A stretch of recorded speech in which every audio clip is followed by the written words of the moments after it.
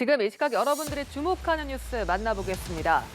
신당역 여자 화장실에서 직장 동료를 흉기로 살해했던 전주환이 대법원에서 무기징역형을 확정받았습니다. 앞서 검찰은 2심에서 사형을 선고해달라고 했지만 법원은 전 씨가 범행을 인정하고 반성한다며 받아들이지 않았습니다. 오늘 대법원 선고 후 유족 측은 절대 가석방이 있어서는 안 된다고 호소했습니다. 보도에 정래원 기자입니다. 직장 동료를 스토킹하고 고소당하자 앙심을 품고 살해한 전주환에게 무기징역형이 확정됐습니다. 앞서 1심 법원은 보복살인 혐의로 징역 40년, 스토킹 혐의로 징역 9년을 각각 선고했습니다. 항소심에서는 두 혐의를 병합 심리에 무기징역을 선고했고 대법원도 같은 판단을 내렸습니다. 범행이 계획적이고 치밀하며 집요했다, 잔인한 범행수법으로 참혹한 결과를 맞았다는 게 법원 판단이었습니다. 특히 스토킹 혐의로 재판받던 중 보복 범죄를 저질렀다는 점에서 엄벌이 필요하다고 설명했습니다. 전주환은 피해자에게 불법 촬영물을 보내고 협박하는 등 350여 차례에 걸친 스토킹 범죄로 중형이 예상되자 선고 전날 범행을 저질렀습니다. 앞서 검찰은 항소심에서 사형을 선고해달라고 요청했지만 재판부는 전 씨가 범행을 인정하고 반성하고 있는 점 등을 들어 받아들이지 않았습니다. 눈물을 흘리며 대법원 선고를 들은 유족들은 전 씨가 혹여나 향후 가석방으로 풀려나는 일이 없어야 한다는 뜻을 밝혔습니다. 피해자분의 생전 모습을 생각하면 그 어떠한 형벌도 부족하겠지만 절대로 가석방은 있어서는 안 된다고 생각합니다. 유족 측은 피해자와 전 씨가 함께 근무했던 서울교통공사를 상대로 민사소송을 남겨두고 있습니다. 연합뉴스TV 정래원입니다.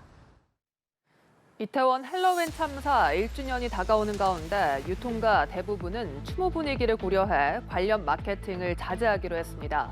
하지만 일부 업체들은 본격적으로 헬로윈 마케팅에 나서면서 눈총을 사고 있는데요. 김도국 기자입니다.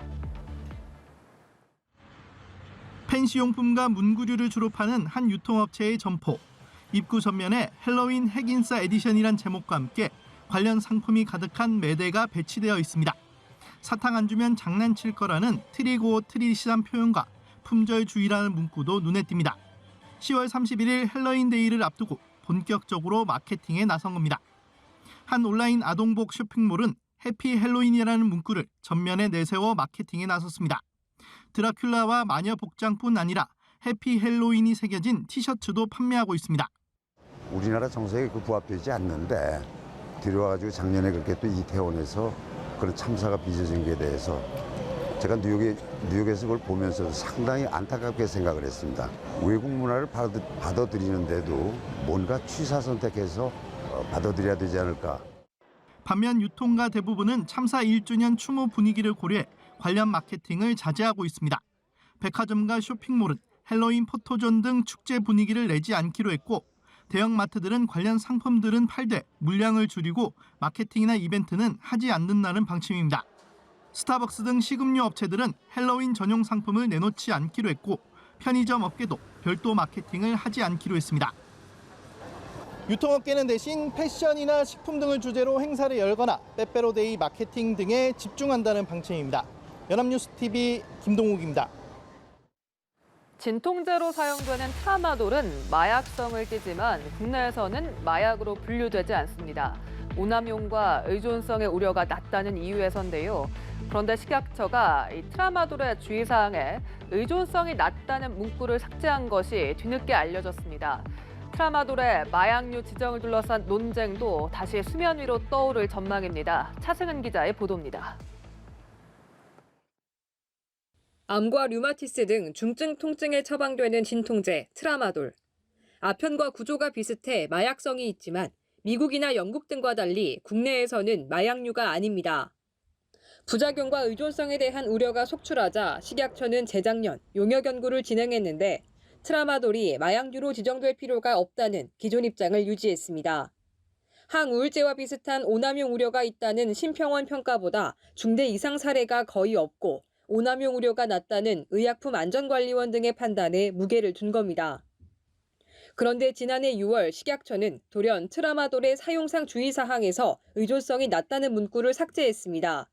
이 문구가 의존성이 낮아 문제가 없는 것으로 오인될 소지가 있다는 게 이유였습니다. 식약처는 문구 삭제 경위에 대해 국민의 안전을 위해 관리를 강화하는 차원이지 입장을 바꾼 것은 아니라고 해명했습니다.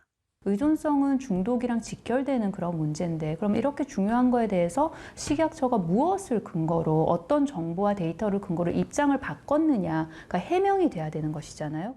의존성 문구 삭제 논란 속 트라마돌 마약류 지정을 둘러싼 논쟁이 다시 수면 위로 떠오를 전망입니다. 연합뉴스 TV 차승은입니다. 서울 여의도에서 영종도로 운전해 다니시는 분들 주목할 만한 소식입니다. 경인고속도로 지하화가 완성되면 재개 유료도로가 연결돼 편도에 6,000원 넘는 통행료를 내야 할 수 있다는 전망이 나오고 있습니다. 인천공항의 관문인 영종대교 통행료가 오랜 기간 비싸다는 비판을 받다 인하했는데 이번 영종도와 여의도 구간 역시 논란이 불거질 것으로 보이는데요. 시민 부담은 어떻게 덜어야 할지 박효정 기자의 단독 보도입니다.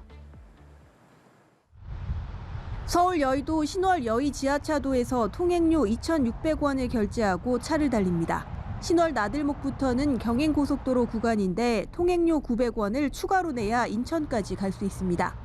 그런데 경인고속도로 15.3km 구간은 2032년 개통을 목표로 지하화 사업을 추진 중입니다. 이 경우 통행료는 기본요금 900원에 킬로미터당 44.3원을 적용해 1,600원으로 뜁니다. 여기에 영종도와 청라를 잇는 제3연륙교가 2026년 개통하면 인천시가 손실보전금을 고려해 산정한 최소 통행료 2,000원을 더 내야 합니다. 결국 여의도에서 인천공항까지 운영 주체가 각각 다른 3개 유료도로를 이용해 편도 통행료만 최소 6,200원을 지불해야 하는 겁니다. 한국도로공사는 해당 구간이 인천공항과 서울을 최단 거리인 41km로 연결하고 청라에서 여의도까지 기존 40분에서 23분으로 단축해 수도권 시민들에게 큰 편의를 줄 수 있다고 보고 있습니다. 다만 통행료에 대해서는 기관 간의 구체적인 협의를 한 적은 없다고 밝혔습니다. 유료도로 3개를 지나는데 통행료가 10,000원에서 20,000원 정도가 들어가게 됩니다. 유료도로 3군데가 있는 이런 곳은 통행료 산정 방식을 주민들의 부담이 덜하는 쪽으로 바꾸어서 산정하는 게 맞다고 봅니다. 인천공항의 관문인 영종대교 통행료가 오랜 기간 비싸다는 비판을 받다 이달부터 반값으로 인하되면서 다른 유료도로 역시 통행료 인하 압박을 받고 있는 상황. 영종도와 여의도를 연결하는 이 구간 역시 통행료 논란이 불거질 공산이 커서 기관 간의 선제적인 협의가 필요해 보입니다. 연합뉴스TV 박효정입니다. 이스라엘과 팔레스타인, 하마스의 충돌이 격화하면서 소셜미디어를 중심으로 허위 정보들이 빠르게 확산하고 있습니다. 이런 가짜뉴스들이 혼란을 부추긴다는 비판이 적지 않은데요. 소셜미디어를 활용한 정보전도 치열해지고 있습니다. 윤석희 기자입니다. 팔레스타인 무장정파 하마스가 가자 지구로 끌고 간 인질 가운데 여성과 어린이 2명을 석방했다고 주장하며 영상을 공개했습니다. 이 영상에는 철조망 너머로 푸른 옷을 입은 한 여성이 어린이 2명을 데리고 있고 이들을 풀어주는 하마스 병사들의 모습이 담겼습니다. 영상의 진위가 확인되지 않은 가운데 이스라엘 매체들은 하마스의 주장은 거짓이라고 일축했습니다. 영상 속 여성이 이번 기습 공격 이전에 가자 지구로 끌려갔다가 돌려보내진 것이라고 여러 인터뷰에서 밝혔다는 겁니다. 지난 8일 소셜미디어 X의 한 계정에는 하마스 무장대원이 대전차 화기로 이스라엘 측 헬리콥터를 격추시키는 영상이 올라왔습니다. 50만 회 이상 조회된 이 영상은 한 비디오 게임을 바탕으로 만들어졌고 현재는 가짜뉴스라는 표시가 달렸지만 여전히 유통되고 있습니다. 지난 9일에는 이집트 정보기관이 하마스의 기습 공격을 사전 경고했다는 보도가 나오자 이스라엘 총리실은 새빨간 거짓이라고 공식 반박했습니다. 유럽연합은 주요 소셜미디어를 향해 허위 정보와 테러 관련 게시물을 제대로 관리하라고 경고했고 가짜뉴스의 온상으로 지탄을 받은 X는 결국 최고 수준으로 관리하겠다며 백기를 들었습니다. 이스라엘과 하마스가 소셜미디어를 정보전에 공격적으로 활용하고 있다는 지적도 나옵니다.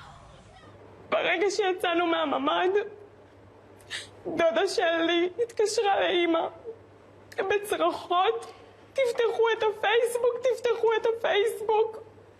이스라엘은 하마스의 공격과 납치 영상 등을 지속적으로 게시하고 하마스 역시 보복 공격의 피해 상황을 잇따라 공개하고 있습니다. 국제사회의 여론을 유리하게 이끌기 위한 의도로 해석되지만 전쟁의 참상을 가리고 혼란을 부추긴다는 지적과 우려가 적지 않습니다. 연합뉴스 TV 윤석입니다.